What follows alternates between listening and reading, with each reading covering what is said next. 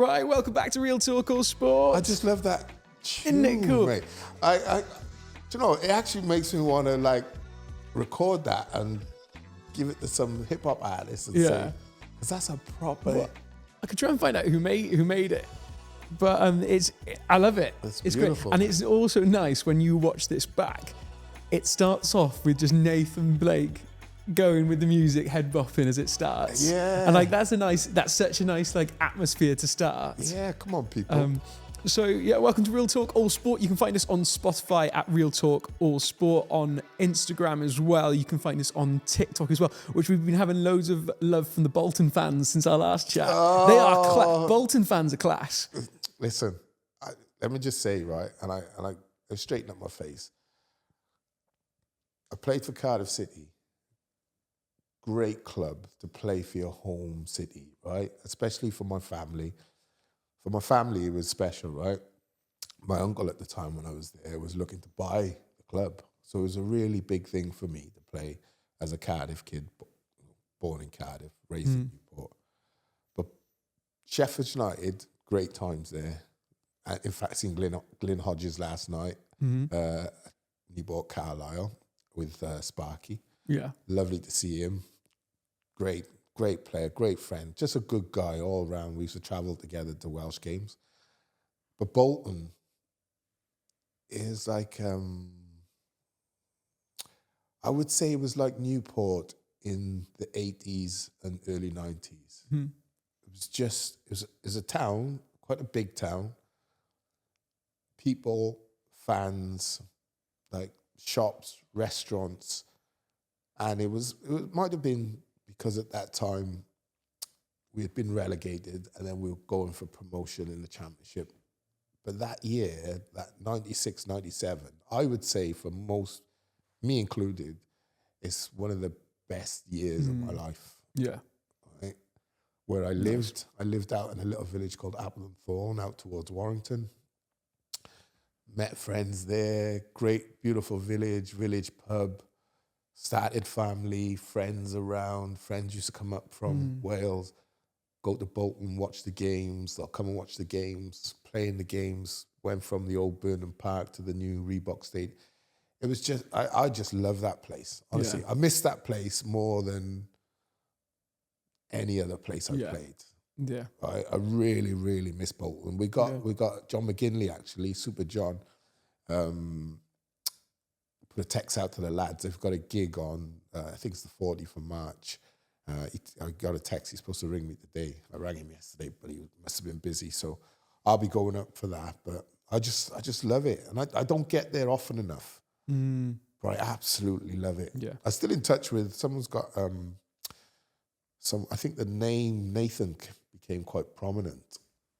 Okay. During my time there. And as in for newborns? Yeah, and there's a Nathan Blake McGill, who's a Cardiff City, his dad's a Cardiff City fan. Yeah. And it was his 34th birthday, I think, a few weeks ago. I went and seen him at the stadium as a surprise. Lovely kid, really just chilled, relaxed, you know. And then there's a set of twins in Bolton called Nathan and Blake. That's so funny. That's amazing. Because not only one of them I keep in touch with. Yeah. Well, we put out the video about Juicy Jaskalainen. Yeah. And then I got a message from a guy called Reece Scholes as well. Yeah. Who said he was 3 days away from his first name being Nathan and his middle name being Blake before his mum put a stop to it 3 minutes before he was 3 minutes before he was born. It's a great name. Yeah, it should be a nickname. I want to know how many people out there in Bolton are going to name Nathan Blake. I once took my daughter, myself and Darren Campbell, we took our kids to, the X Factor. They used to travel around after with all the people who the X Factor tour. Hadn't made it. Yeah, that's it. And they came to Cardiff and I can't remember the girl's name. She was a singer. She was from Bolton. And she said to my daughter, is that your dad? Yeah. Is his name Nathan? Yes. So went over. I said, how you doing? Nice to meet you and all that. Oh, yeah, there's loads of kids named after you in as long as they're not mine. So I don't mind. You can call them Nathan or Blake all day. That's so funny. If you are listening and watching and you are from Bolton and your name is Nathan Blake, please let us know, Yeah. because it'd be so funny to connect with you. But that's awesome. Do you know, if I was a multi-millionaire, I'd buy Bolton and Newport and Cardiff. I'd buy the three of them. Or 3 clubs. That'd be like the most stressful life. Yeah. No. I just put people in place and say, right, because I just love those 3 clubs. Yeah. Don't get me wrong, love Wolves, love Blackburn, love Sheffield, great friends from Sheffield, as I've just mentioned. Aidy Littlejohn, one of my best friends still to this day. Would never have met him if I hadn't been there. But I just, you love them all, but, it's like having 3 kids. I got 3 kids, and I love my daughter more than my 2 sons. I'm only joking. But, you sometimes have a favourite. I have a favourite yogurt, don't you? My favourite is like strawberry rather than vanilla or raspberry. So, Nate, I've got something planned. Okay. Do you want to meet? So in the world of Welsh sport at the moment, a lot's been going down, especially with rugby. Yeah. I have set up a guest right now. Okay. And the brilliant thing about this is you don't know what's gone on because you don't have social media. So you don't necessarily see what's trending unless it's from work, like terrestrial TV and sport. You don't see it. So I've lined up a chat with a guy called Rhodri Williams, who is probably the most famous person in Wales right now. More famous than Warren Gatland? As of last week, he probably was. Okay, I like that. Since this weekend, probably not, but would you like to meet him? I'd love to meet him. Let's do this. Rhodri Williams, thank you so much for joining us. Yeah, absolutely. First guest on the show. No worries. Great to be here. Yeah. And I'd like to say here, so Rhodri is possibly the most famous person in Wales right now. But I will say this, I knew him first. Okay. I knew he's been all over the socials of Wales. He's been on all the radio. He's been on Radio Wales as well since. So familiar ground to us. Been on 5 Live as well. However, I knew him first because he went to my university and played for the same American football team as me. Oh, okay. You got a screw loose as well, Rod. Okay, that must be mad. Back quite a while. And what was your position, Rod? Because he tells me he was a running back. I just can't see it. Well, I started out at linebacker and then eventually moved to tight end. I got tired of being tackled, so I thought I would do a bit. Okay. Yeah. Rhodri, tell us, because obviously you've been all over kind of Wales social media at the moment, your idea and where this came from, because I briefed Nathan about it, because you're not on social media. No. And it's blown up. Yeah. And it is wild. And well, let the man explain, because I just can't believe what you're telling me, to be honest with you. So the idea kind of spawned around the autumns. I couldn't bring myself to watch Welsh rugby. I've always been a Welsh rugby fan, watching every game going back, since I was born, basically. And the autumns was the first time when I was watching games or not watching games and going, I can't tune in for the misery. And as the winter kind of rolled around, I wasn't really running very much. I went, you know what, let's try and tie 2 miserable things together. Let's run a mile for every point that Wales lose by. And that way I can be set an amount of training runs that I'll do every single week through the Six Nations and have a reason to watch the games. And the first defeat was? Yeah, that was, 40... it was a hard... was it 48 or 44? 43, luckily. 43. So it wasn't a lot worse. Thank goodness it wasn't 48. Yes. So how does that... you obviously a point a mile. And then are you doing that straight off the bat, or are you doing that over the course of a week, or... All in one go was what I planned. And so I had to do some work on the Saturday and on the Sunday. Woke up at like 5:30 in the morning, got my bag together at 6, out the front door at 6:15, and 10 hours later, 43 miles, hobbled my way back in is probably the best way to put it. Wow. So you've done 43 miles just off the bat. So you obviously keep fit and run what's generally what you do on a daily basis or weekly basis? That preps you for something like this. Yeah, because I'm like... It really depends. I mean, I kind of like, I think most people in the world picked up running through COVID. Like I was taking the dog out on the trails and I thought, you know what, let's kill two birds with one stone here. Let's take the dog out for a few runs. And eventually, as you do more and more trails, I went, hold on, I can connect a bunch of these up. Then I was running 10K, 15K, a little bit further, a little bit more. Had a little phase where I went through a few ultra marathons, kind of pushed that kind of boat out a little bit. I did an Ironman 2 years ago. But again, that's kind of where the challenge rolls in, is that I got married in October. I had some work away in November and December. You know, the winters get cold, dark, wet. You just can't go out. You haven't really been training. So I was very, very untrained. Like when I'm at the peak of my training, when I'm doing full ultra marathons, then I'm training 65, 70 miles of running a week. You know, it can be 15-mile back-to-backs on the weekends and you're running 10, 15 miles throughout the week. It's quite intense. I've done nowhere near that. Yeah, you say 60 miles a week and then you're like 10, 15 miles a day. 43 miles in a day. Did you actually think when prepping this, I could be running up to that amount? I assumed it'd be for the island game. Like I thought it would, you know, there's always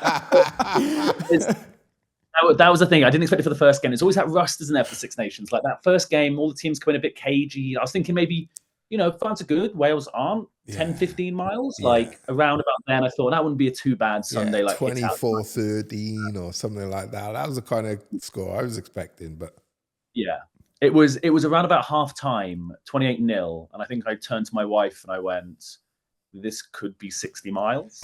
And I was looking up, I worked out from my house in Bristol to the stadium at the Principality is exactly 60 miles. And I was looking the route to start running it because I just assumed at that point I may as well start getting ready for a proper long run. You could have been going to the Stade de France at one point as well.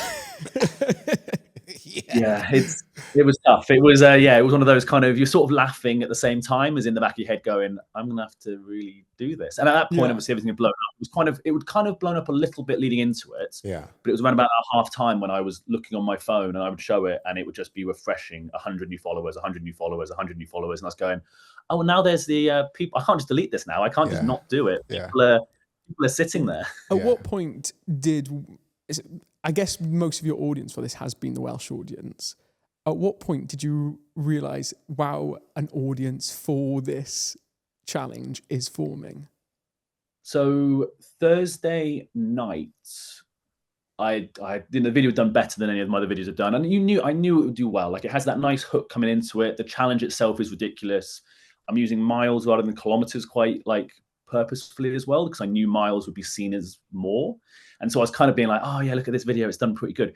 But it was the game. It was as the first try and second try went in, that's when you started to see. And it wasn't just Welsh fans. I think it was rugby fans full stop. It was, you know, you have all the whole Six Nations who are kind of looking at that Welsh game and now are seeing that video and are just spreading it. And it's that thing. It's, you know, the way to make things work on social media is get them into the inboxes, get people sending them to people. And it was just people sending it to other people and being like, this person's cooked. Like, what is this person? I mean, I had people messaging me, like buddies of mine in just WhatsApp groups randomly, just sending me things saying like, you're being talked about in our WhatsApp group. Someone's just posted your video in here being like, what is it? And I'm like, I know that. Yeah, it's funny. It's not the joyful things, is it? It's the things that people want to see you almost suffer, right? Yeah. So, yep. And are you doing it for any sort of charity? Yeah, the plan is to set one up probably for the Island Games. We've got the Fallow Week now. Like I said, that kind of took me by surprise. I was just doing this for fun. Yeah. And then the rush into the France game, I've got a couple busy weeks of work. And then after Ireland, when I get back, I can try and actually sit down and work out what's the best charity to do this for. Something within rugby is kind of the aim. There's a few very good WRU charities to try and give back to Welsh rugby somewhere, potentially, you know, all over the place. But I'm trying to work out that next step, because if I'm going to have to run, you know, probably another ultramarathon for an Ireland loss, let's at least get some good. You said you was expecting the Ireland game, but we haven't even got there yet. Yeah. Tell me about it. Yeah, you look at it. You've got Ireland, England, Scotland to go. Triple crown. And you got the Triple Crown to go, which Wales actually could still do. We could win. I'm guessing you're looking forward to the Scotland game the most out of those two. But then Scotland, like at least there's that thing Wales in Wales, like, you know, maybe a new coach bounce, maybe the Welsh team kind of front up. Ireland have to travel. They might come in thinking this is our game off now. You know, you got that sometimes with Italy, didn't you? Well, England would go play them and, you'd be a bit slow starting because you were sort of expecting to roll in and do nothing. But this Welsh team now has to play hard. They're going to want to play for a new coach. It's a whole new regime, probably, well, depending on how long everything lasts. Yeah. But, there's people now who are sitting going like, right, I can prove myself now for whatever is next. So, you never know. And then that worst thing is Scotland in Scotland with a Scottish crowd, and a Scottish crowd who, they lose a lot to Wales. This is their opportunity to put a lot of points. And I'm going to that game as well. Even worse, and we're sitting in the stand. You may as well run up there. Yeah, just run up there from Bristol. And I was sorted.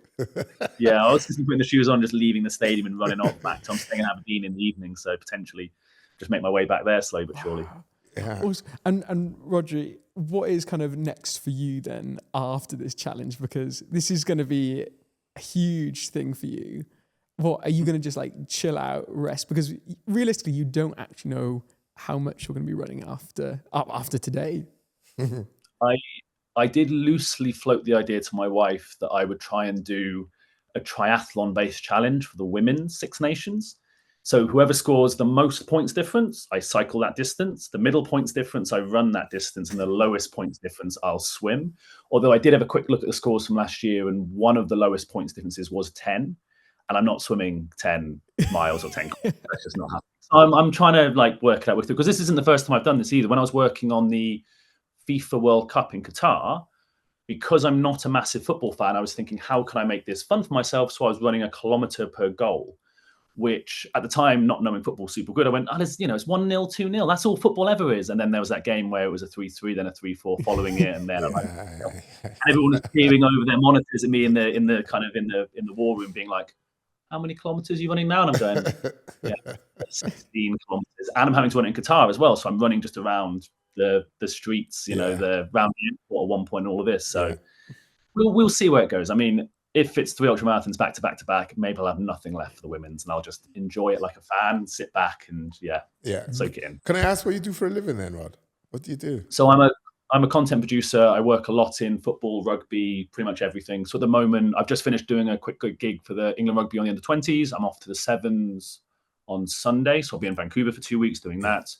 Come back from there and I'll be doing a couple other rugby gigs here and around. So I used to work for FIFA as a video lead, have worked on cricket, everything. So it kind of helps, I think, as well, is that I work in social media sports. Yeah, in sport, so I think, you're related. I post a video and there's people who see that who Absolutely. are, Well, it doesn't look like you're chasing views, right? It looks like it's a genuine guy who works in the environment, has thought of a crazy idea, let's say, not a great idea, a crazy idea to raise money for charities. So I commend you, mate. It's really, really... And I was saying this before, this isn't like people who know me, I don't like being on this side of the camera. Like I'm someone who much prefers holding the camera this way and being the person doing that, not being the person who has all the attention on them. Yeah. It's gonna be nice when this all dies down a bit. Like I was quite happy with the Italy game that it wasn't, because I was planning for 26 at half time. I was thinking we're number 13 down. It's not looking like we're gonna ever score a try. Yeah. I was sort of thinking I kind of wanted that 7 points just to give a bit of a break, just to give me some time away from the spotlight. Yeah. But I feel like it's going to kick itself back in again once the gauntlet of Ireland, Scotland, England comes back around. Well, mate, all I can say is I salute you for Real Talk, All Sport. Listen, big up, mate. Brilliant. Honestly, thank you so much for your time, because we know how busy you are with your, like, you do also have you have an actual job where you have to do stuff, as well as preparing for running 43 miles. Before you go, I know you're a massive American football fan. Me and Nathan had a bet that for the Super Bowl. I lost, Nathan won. Who did you think was going to win before the Super Bowl?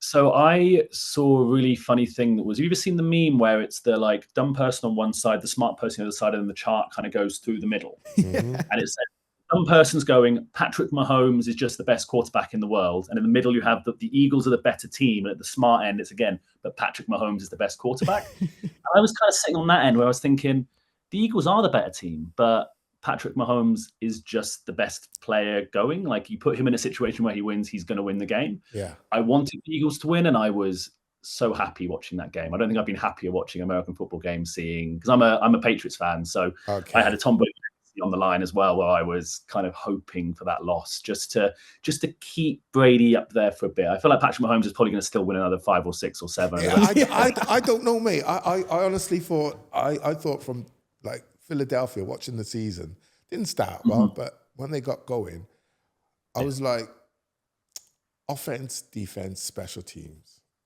unbelievable. And I think the most. I was watching Kansas and they were scraping all the time, scraping a win. I think they had most of their wins, but were by a touchdown, something like that. 12 wins by 1 point. Yeah, well, or there 12 you go, wins by right? 1 score. Great stat. Yeah. Great stat. We love right, that. That's great a stat we love here. I knew it was there somewhere. I just didn't have that ability to find it like that. The other stat, I need to work out the exact numbers on, but at one point, by the end of the regular season, there were 3 or 4 teams that hadn't scored 30 points. Yeah. The number 1 pick, Giant? No, it wasn't Giants. Whoever it is was the 3 top number 1 picks. Jets, pick 1, probably. pick 2. Yeah, and then it was the AFC winning Kansas City Chiefs. So that just shows that they weren't scoring points. Their defense was helping them out. Something wasn't working. They were just about winning games. So you knew it was all going to fall apart somewhere. Yeah. And then obviously the Eagles is getting, And the Eagles' offense, man. Yeah, listen, their defense against Mahomes was just brutal, right? But it's always the thing they said against Brady as well. Was it's easy to beat Brady, just get pressure with 4, and then you go, but that's the Easier problem. Is said you need to than have done. like the Eagles who can get that 4-person pressure, and they just it was. I've never seen a series of plays like that start of the second half where it was just sack, punt, long throw, touchdown, interception. Sack, interception. I was like, they're just mullering him, like, do you know what I mean? But okay, one last question for me. You rate Mahomes, Lamar Jackson, and Josh Allen. You put Mahomes obviously at the top of that pile because he's won the Super Bowls. But as actual ability, just raw ability, who would you pick out of those 3? Oh, it's tough. I mean, even then, though, in the loss, there were moments where, like, Mahomes is just doing those little moves, those little throws. Like, there's something about the way he plays quarterback that is just different. It's free, isn't it? Oh, we've lost your sound. We've lost your sound for some reason, Rod. Rod, wait there. We've lost your sound. Try again. Oh, it's gone again. Oh, what's happened there?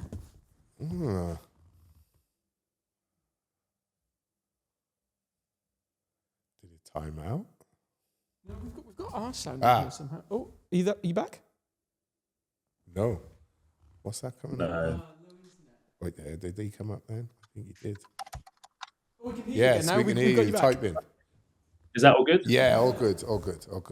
I can't see you guys moving, but I'll just stare at the frozen screen. But so as far as the quarterbacks go, like Lamar Jackson is the supreme talent. Like he does stuff that other quarterbacks just can't. Mahomes I find to be just the pure best quarterback ever. But then I love Josh Allen's grit. Like he's the person who, if you want someone to lead you, like you sit behind, like that Bills game, you're just watching him almost just put the team literally on his back and just not just throw his way down the field. He's just pounding people as he goes. Like he's the player that you look at and go, yeah. I think those two. I love Lamar Jackson. You see, I love a person that can move and make people miss and score and what have you. And I think players like him and Mahomes and Allen, I think they've changed the game. I said to Dav, whereas like 10, 15 years ago, the ideal was, right, your quarterback has to sit and pass. Yeah. So what's happened is now, at those times, you might have had 30 different plays for that quarterback. With a quarterback that can run and pass, you've now probably got 60 different plays that you can run, right? So it's improved the whole NFL structure. I think those 3 are amazing, but it's hard to go against Josh Allen. Not Josh Allen.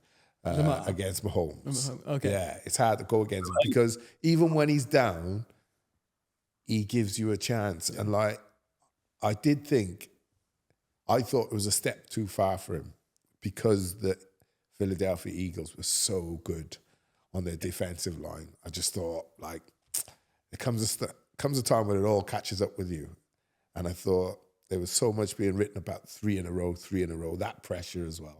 I just thought, I can't see it. I can't see, and Saquon as well. Saquon is just a freak of nature, and you could hear it as it was coming up as well. You had Mahomes saying like he really respected those Patriots dynasties more and more and more because every single team, if you are the Super Bowl champion, every team plays up to you. Like that's your opportunity to take down the champions. You have 2 full seasons of that. You're running through your 3rd season. You've got all these close games. You just wonder whether, maybe towards the end, did the pressure get too much? Did it get, where it was? And your point is with Mahomes, when it was 24-0, I was messaging one of the WhatsApp groups. Everyone was going, we've seen this before, putting in pictures of Tom Brady. Like, he is that player where it could be 24, 30. Like, I didn't feel safe until somewhere in the 4th quarter where you went, oh, there's not time here. And then he hits Xavier Worthy and you go, oh, he only needs 3. He could get 3 in 5 minutes. It's not. Yeah, do you know what I thought? I thought that D-line was just too quick. That was the problem. Because even when he was scrambling, he was literally, people just missing him, or they tackle him right at the end, or they ankle tap him. I was thinking to myself, usually he gets away and gets a pass.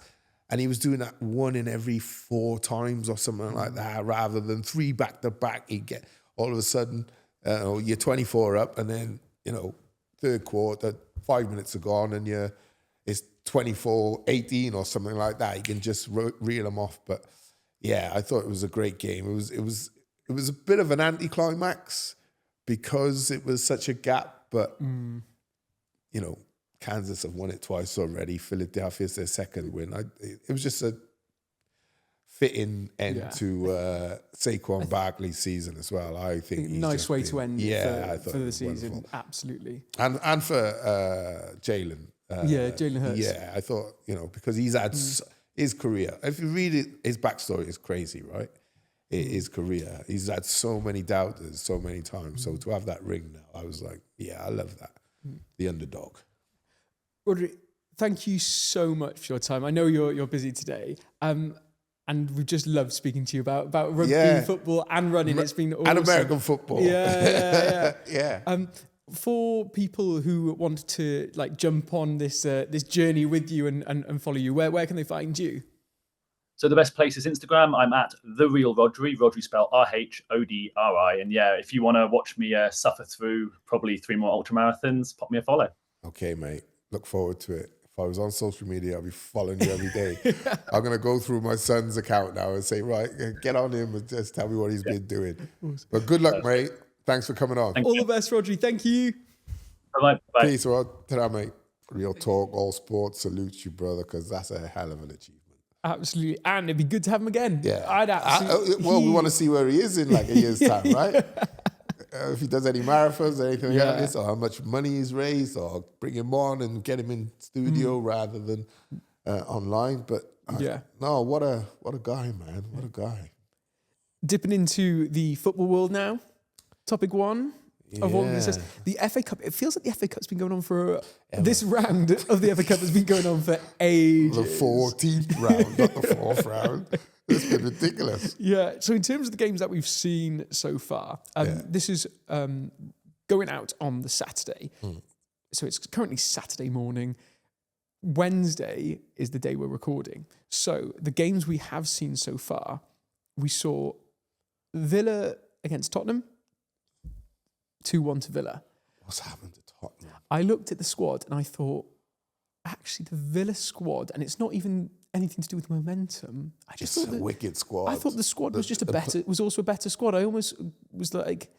It is a better squad, but Tottenham's has got injuries, as we keep getting told. But I think Villa's squad, Unai Emery, the players he signed, even now in January, they've played Champions League. They're quality players. And I think to myself, to do what he's done, to take Villa under Stevie G, who were in relegation, to take largely his squad and do what he's done with it. And then I think he played a blinder with Duran, by the way. Selling Duran? I think he did. Yeah. Because I think if you're going to be... Duran done some unbelievable things, right? It's got some class goals, right? Brilliant. But then when you're getting dragged off and things like that and you're kicking stuff and freaking out, it undermines your manager, right? It's petulance of the highest order, some of the stuff he done, right? And I was thinking to myself, Unai Emery then is going out and explaining and having to almost say, oh, he's one of these things. He's, he wants to play. Everyone wants to play, right? No one likes being subbed. No one likes being, there's a striker called Ollie Watkins, who's not bad, by the way. He's ahead of you, right? Yeah. So it might take a year for you to, unearth him and take over his place. They might find a way that the two of you play together. I don't know, but I thought some of his antics at times were like that. When he come off the one time and freaked out, I thought your days are numbered. Yeah, because a manager of that stature isn't going to stand for that. And he's told. It's not like he hasn't told you already. So. And he's 77 million. Yeah. And then what you've done, the players you've brought in. And the amount of times you see someone rise to that amount of money and then just after a season it can drop just because of form. Yeah. Well, I think as well, they're selling him. He was unknown. He's come in. A few people after him. He's come to Villa. Yeah. He's hit the ground with 7 or 8 wonder strikes, right? And then you sell him for 77 mil. Yeah. That's 77 mil. Amount. And then it allows you to rebuild on top of what is a quality squad as well. And even getting Rashford in that place as part of as a second in command striker. Yeah, I think that's a risque. Do you think? Yeah. Wow. My 2 sons are Man United fans, and they have a total difference of opinion. Yeah. If they bought him, I'd agree, because it's a loan deal. Yeah. I think realistically, and the brutal way that football sometimes looks like, if it didn't work out, the options are either it stays the same and you've still got Ollie Watkins. If it did work out to be really good, that's really helpful and they can get someone in. If they didn't play him because he didn't fit the squad or the issues are still there, Man United aren't going to go to you, hey man, you're not playing our guy Marcus Rashford. The same way as if you had a young guy, the parent club's going to be going at you, being like, give him game time. Yeah. Man United aren't going to be. Well, they're not in that position. Yeah. That's the difference with a young lad that he goes on loan. You can have certain sort of restrictions, certain commands you want met, certain things, certain amount of minutes you want him to play. That's the whole idea of why we're loaning him to you. This is different. This is a fully fledged, top international player who's lost his way a bit at his parent club. They're not gonna be able to put demands on Villa of we need him to get minutes. We want him to pass.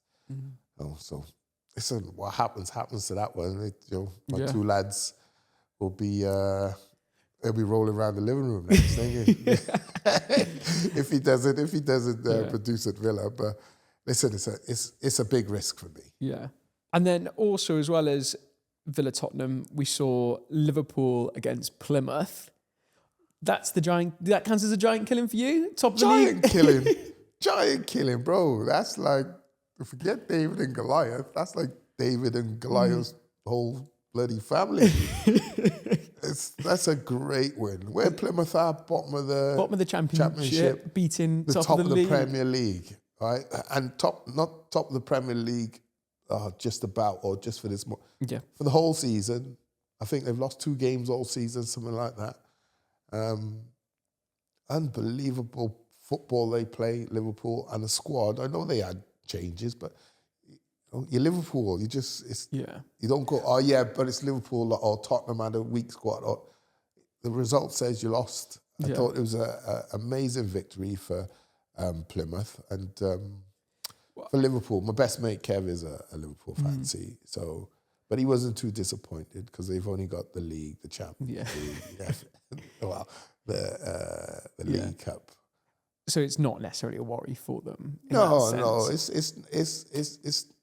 Listen, the quadruple is a difficult thing, right? So I think the shock is if you lose to a Tottenham or I don't know, not one of the top Arsenals or anything. Like that. If you lost to Southampton or something like that, it'd still be like shock horror. Yeah, do you know what I mean? But losing to it's just. Well, I say you never expect it. You do expect it with the FA Cup. That's the beauty of the Yeah. FA Cup. That's why we love it so much. Do you think there's an element, and I'm looking at the squads that they had, and I know you say it's a weakened squad, and this is something I was going to, and it's interesting you mentioned that, because you look at their squad, and that their starting team is still a strong team. Like, you are absolutely right. Like, you look at Kelleher in goals, brilliant goalkeeper.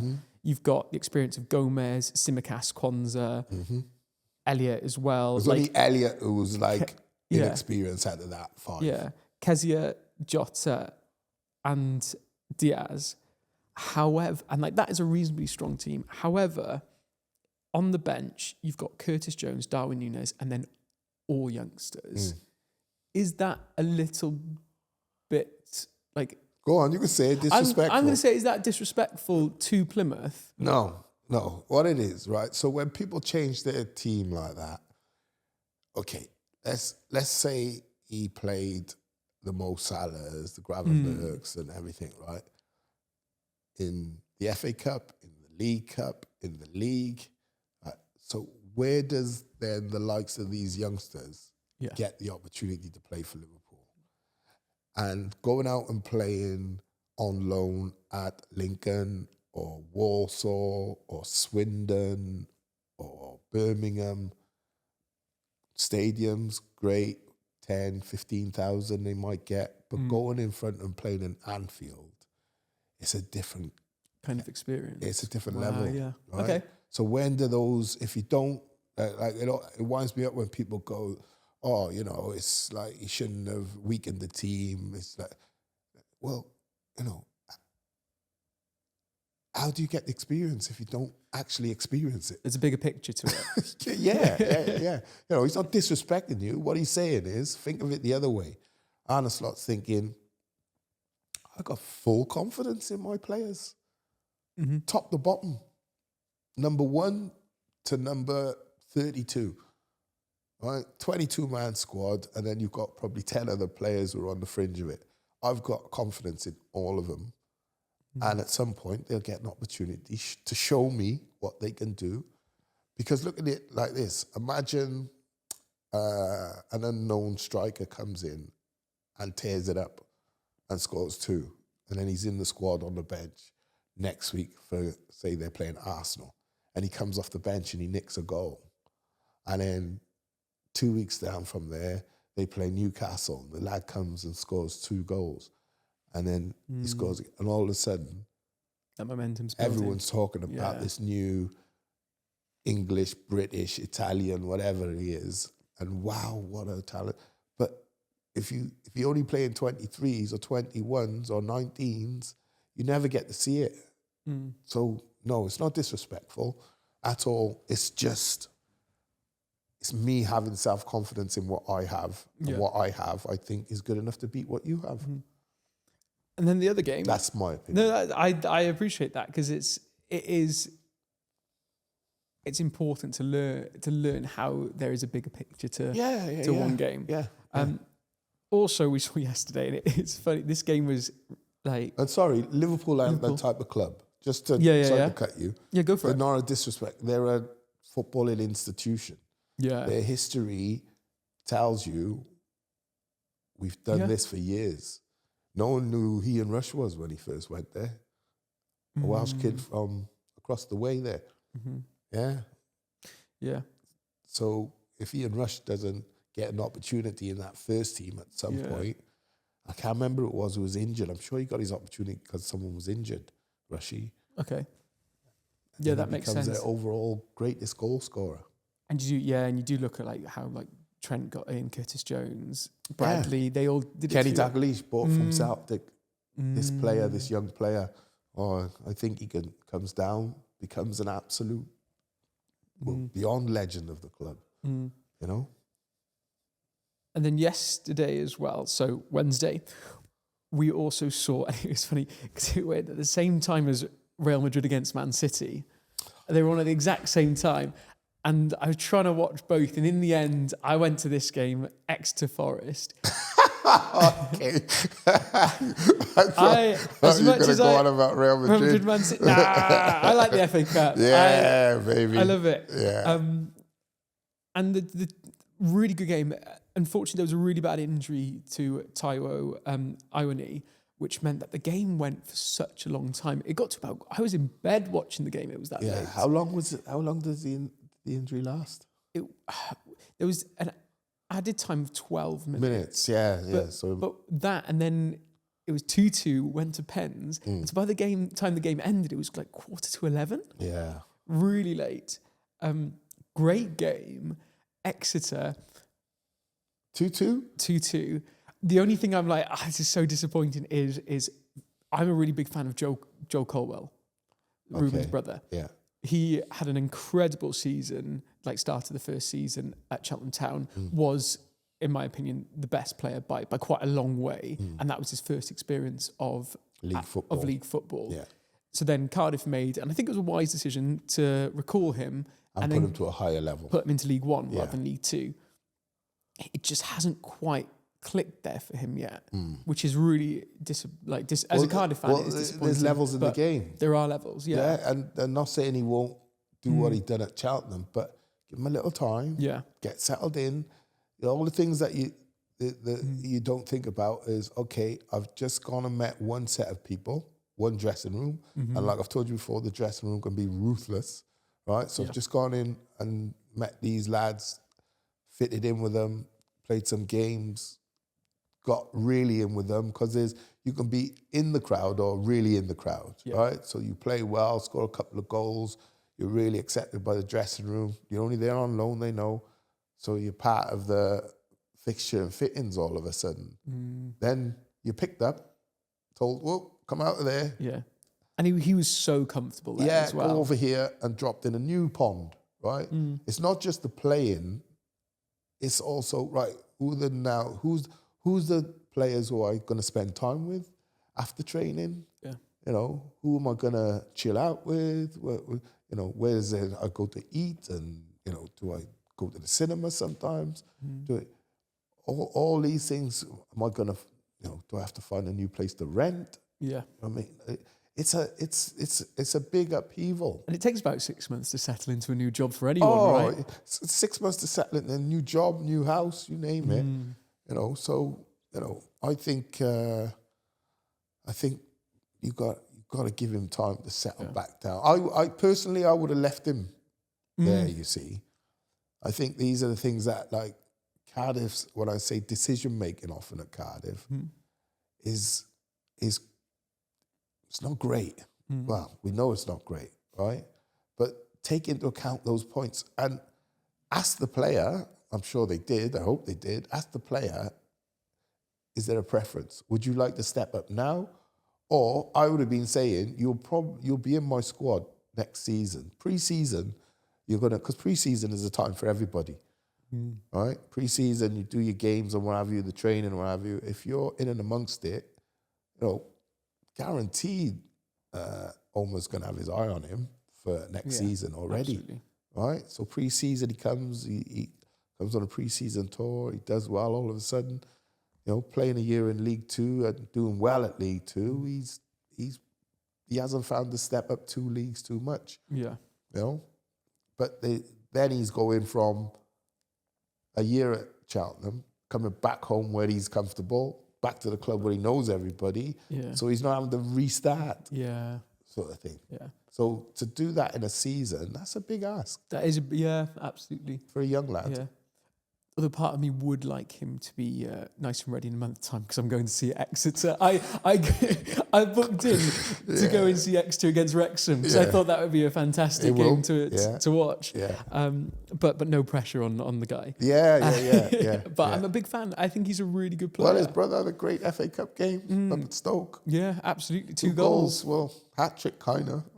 Not a real hat-trick, but from a striker's point of view, anytime you put the ball in there, it's like it counts. So scored the penalty as well. Yeah, and so that was good. And then I guess we could brush over the Man City, Real Madrid as well. I just don't get with Real Madrid. You know how you look at teams and you just think, some guys play as a team, some guys play as individuals. Real Madrid seem to do both, and it freaks me out because you see them, they don't seem to feel like a team in that sense. but everything works. Well, they're not. I think they're a great team, right? I think they're well, their record speaks for itself. I think it's. I always say they're probably at their most dangerous when their backs against them, when you really test them. You're 1-0 up with 15 minutes to go. It's just not enough against that team. They are. The last 15 minutes, it's like, what? Well, it doesn't matter. And that's a culture that's been bred into the. And they got what I love is they're so young, not like average age of 28. I bet their average age is 23. Average age, I bet 23, 24. Yeah. And Rodrigo, every time he's challenged, he comes to the fore. Every time there's a new player signed that's going to be in his position, is going to mean he's going to move to the bench. He just says, nah, I'm not having it. Turns out great. And it's happened to him probably 3 times, 4 times. And he always ends up winning, staying, and being challenged by the newcomer. Right? But he always ends up in the team. I think he's one for your Dav Mavson's Hall of Fame. He's too young at the moment. Rodrigo. He like people going Mbappe, Vinicius Jr., absolutely brilliant. Right? Benzema when he was there, but you've got to think Rodrigo played with all them. It's like been there 4 or 5 seasons. I think he's a brilliant player. Underrated. Very, very underrated. But yeah, if you're going to beat Man City, Real Madrid, nice. A goal's not enough. 2 goals isn't enough. Right. Shall we go into some fans' questions? Yeah. Let's get on it. You said you wanted to hear some questions from some sporting fans. Yeah. I want our Bluebirds after the Stoke. Whoa! Crazy game. So 3 questions. Okay. That we're gonna and you have to give your first thoughts. Okay. Yeah. Straight off the bat. And I'm not going to try and bring any prompt questions in after as well. Okay. So first You're not question, going to try and manipulate the situation, are you? First question was from Lewis. Right, Lou. And he asks you, how well will Wales women do in Euro 2025? Ooh, good question.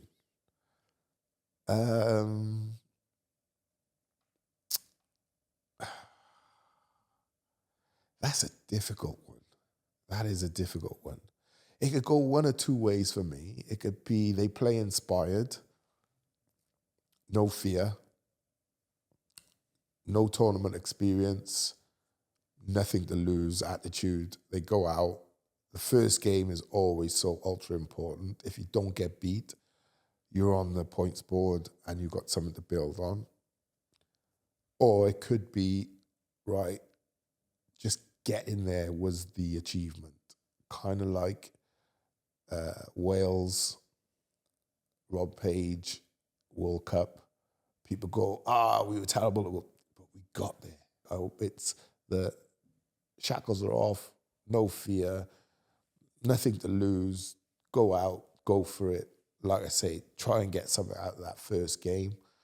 I'm going to fall on that side. I'm going to say the girls got nothing to lose and everything to gain. So I think they'll do okay. Nice. Okay. I'm not saying they get out of the group, okay, but I think they'll get points in the group. Question from Jack. All right, Jack Chirac. Why doesn't ice hockey get the same coverage? Ice hockey? Yeah. Huh? All sport. Real talk, all sport, Nate. Here we go. Yeah, and it's a really good question. Why doesn't ice hockey... The Devils get... They get loads and loads of fans. And they're one of the best in the country. Yeah. But you think television as well. Why doesn't hockey get the same coverage as other sports? Because no one's interested in it. It's not the TV company dictates to the sport. The sport dictates to the TV company. So I've got a TV company. What's the audience going to be for Strictly Come Dancing? Yeah. Right? It started off small. Boom, it's gone massive. Right. We'll televise it. Yeah. It's hard to say to people, there's an ice hockey game on when you got Juventus playing Inter Milan or what have you. Do you know what I mean? Is there a difference in audience then between, so you've got an audience who go to the games, and they are packed out at the games, but is there a difference between the audience who would go to a game and who would watch it on the television? Absolutely, yeah. Because football fans will go to the game and watch on TV. Yeah? Yeah. It's like, you know, some people go, cricket, oh, so boring, right? They do. Cricket is boring. Test cricket is slow. People love it though. Yeah. For those who love it, go and watch. And it's televised on TV. So it's got a big enough following to be televised, broadcast. So, you know, there's too many sports that are above ice hockey, I think. That's the problem. I don't do cold sports, mate. People say to me, I got friends keep saying to me, come skiing, come, you'll love it. I'm like, so what do you do? Go down the slope? Yeah. Get on the car? Yeah. Go up the slope? Yeah. Go down the slope? Yeah. Get on the car? Yeah. Up the slope. That's so funny. And 9 times out of 10, you come home with a broken bone or some sort. Yeah. Question from Joe. What is the best food spot in Cardiff? Food spot? Ooh. If you're going out. The Riverside Cantonese. What a shout. You thought I was going to struggle, didn't you? Well, I didn't know where. The thing is with Cardiff, there's so many different aspects to where you can grab food. In terms of it could be like a nice, like outer suburb, like restaurant. Yeah. You could be going into the market where you've got your options of down the bay. You've got Indian in the market. You've got like my favourite is a curried goat in the place called the Real Ting. The Real Ting as well. Yeah, sorry, the Real Ting. Some soul food. Yeah, you like curry goat. Yeah. I think it's my favourite. Yeah, you try mutton as well. Then you like mutton. You like fried dumpling. The fried dumpling. I remember when I first tried one of those, and because it's weird when you think of dumpling, you think of either the dumpling you have it in a stew. But you can when you make that dumpling, you can put it straight in your Saturday soup. You know about Saturday soup? No, Saturday soup. Yeah, Saturday soup is, again, a West Indian thing. On a Saturday, when you were kids, your mum would make a soup on Friday for Saturday soup, and there's all kinds in there. It's usually made with a mutton or a goat, and it's like, it's all kind of vegetables in there, and then you have your dumplings in there, and then you get your fried dumplings and you dip your fried dumpling. It's like... That's my favourite. It's the living, mate. Stewed chicken. Cool. But you'll go for Riverside Cantonese? I'd go with Real Ting and Riverside Cantonese. I'll go in neck and neck, yeah. I would honestly, like we haven't even discussed it before, I would go for the Real Ting as well. Yeah. It is unbelievable. I just love soul food, obviously, but I love a cooked dinner as well. Yeah. Finish it off. Well, Welsh club reviews. So we look at a bit of Swansea, a bit of Cardiff, a bit of Wrexham, a bit of Newport. Yeah, the team is on fire at the moment. That's Newport. Okay, all right. Yeah, 3 in a row went last night, 4 in a row. Won the last 4 games, 5 games unbeaten. Yeah. Absolutely unbelievable. Yeah. What are they doing so right then? Well, when I see them against Morecambe, for anyone listening, it's Morecambe, but I say Morecambe because that's what my young son once said to me. Dad, I said, what's the scores? He was like, Morecambe 2, Lincoln 1. I was like, Morecambe? This is Morecambe, you fool. So I watched them against Morecambe, and it was a real scrappy game, but they won it. Crew was, like the fans were saying, my mucker Norman was saying, like, Crew was like a free hit. They were expecting not to get anything out of the game. Went up there, duffed them up 3-0, come back, still on a roll. Really scrappy game against Morecambe. But in a scrappy game at home, if you got to win it, they did. Won it. And then last night I was commentating for the Beeb. And Carlisle, bottom of the league. Carlisle actually probably shaded the first and second halves, I would say. Played the better football, played some nice football. Because they're obviously bottom of the league, been really struggling. They did, however, score the first goal of the 3 p.m. kickoffs last Saturday as well. Yeah. But they've got a whole new team. They've signed loads of players January, then they sacked the manager. And then Mark Hughes, Sparky's in. Sparky, yeah. So Mark Hughes, it was a bit jaw-dropping. No disrespect to Carlisle, but Sparky's played and managed like at the top of the game less than 20 years ago. Yeah. So 2 decades later, he hit the foot. But people were going to me, why is he? Because he loves football, mate. Football junkie, isn't right? he? And Yeah. he's not a snob. So then we look at Swansea. I tell you what, I'm going to have to raise this up a bit. Raise it up. There we go. Now looking at Swansea. Got a win against Bristol City recently. Ain't that how crazy football is? Yeah. That's why we love football, because when you're at your very lowest ebb, all of a sudden you just go and turn it out, get a result, and everything looks rosy. But they still need, for me, Swansea is, it's similar to Cardiff. But Cardiff invest money. They just invest it terribly over the years. No structure to their investment. It's just invest, right? So they're not, all the money Cardiff have spent, they haven't built towards having a club with a philosophy and a culture and a manager and certain coaches and what have you. It's jumble sale. Yeah. Right?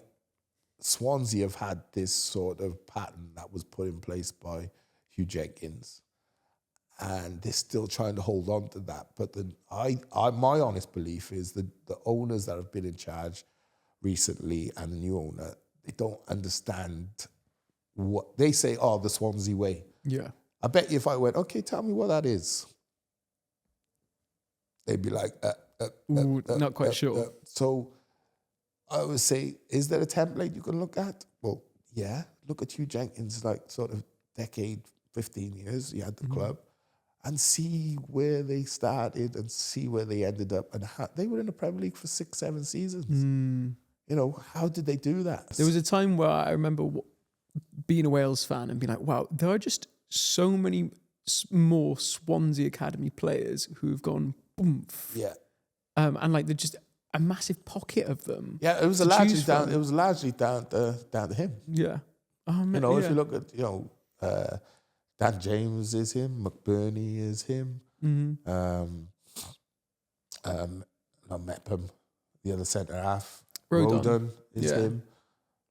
They Connor Roberts. Yeah, there's loads of them. Yeah. Honestly, there's about 7 players, I think, in the first team that he's coached and influenced through academy level. Okay. Yeah. So I would say to Swansea, it's easy to say, it's hard to do. But anything worthwhile is hard to do. And then now, finally, Wrexham, celebrating 4 years since Rob and Ryan got the keys to the club. And listen, and they now could be in the Championship. Well, next they've season. got the keys to like a Vauxhall Viva, and they've built a limo. They're there. Just mean they're knocking on the door. Even if they don't go up this season, it'll be within the next season or 2. Yeah, they'll be in the Championship. Wrexham investing in the club, on a roll, 2 promotions in the bag, more investment coming in, spending that investment in the right areas. It's a recipe for success. Simple as that. So listen, Wrexham fans, don't make the Championship your pinnacle. It's about getting the right people in the right, and it's people. Players are people, commercial staff are people, management staff are people, coaching staff are people, investment are people, chairman, board members, all people. And you never get everyone singing off the same hymn sheet. Or if you can get 90% going in the same direction, whoa. Everyone kind of embedded in that in a same culture. And I culture. experienced that at Bolton. It's a beautiful place to be. You wouldn't look at Bolton and go, oh, what a magnificent... No, it's not a posh town. Right? The ragamuffins, like Newport and what have you, right? It's an interesting comparison that you do with it's Newport. Beautiful as in the sense of people are happy, jolly, love to see you out, shake hands with people, eat with people, speak to people you don't know. Everyone's on a... Life is happier, and the way things have gone over the last 10 years, we need more happiness. We need to be more Bolton, are you saying? We need to be more super whites, man. Yeah. No, I like how we've come from the start to the end and we've come full circle. Just paying massive respect to Bolton. Yeah. It's almost like I ain't got no words for it. Yeah, I just love it.